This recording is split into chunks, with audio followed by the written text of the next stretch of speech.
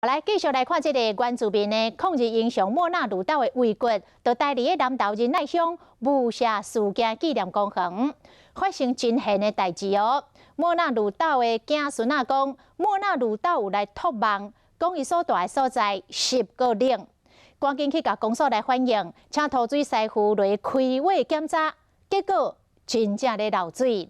这个现实甲梦境竟然是相符合，嘛将做地方。 正咧讨论的话题。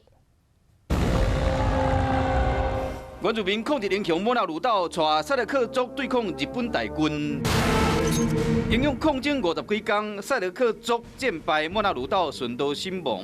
伊的遗骨伫民国63年葬伫南投仁爱乡武社事件纪念公园。伊遗族最近一直望着莫那鲁道。遗址的那个坟墓上面屋顶没有盖好，会落雨，他说。 很潮湿，不舒服。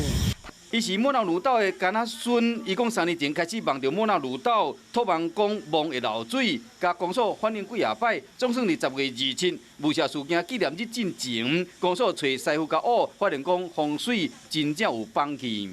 对，有渗水。这个梦变成地方上一个话题。 里面其实块木是都是还很好的，所以基本上就是先做个除湿，然后让它里面变得比较干燥一点，然后确定了以后再把外围的部分再把它封起来。修理团队估计工程差不多需要10天就会使完成。管委府武社事件追诉会。 莫那鲁道是台湾原住民赛克特族武社群的头目，嘛是日治时期重要的抗日运动武社事件领导人。为咗希望讲，县政府相关单位会使每年编列预算，维护莫那鲁道的风水。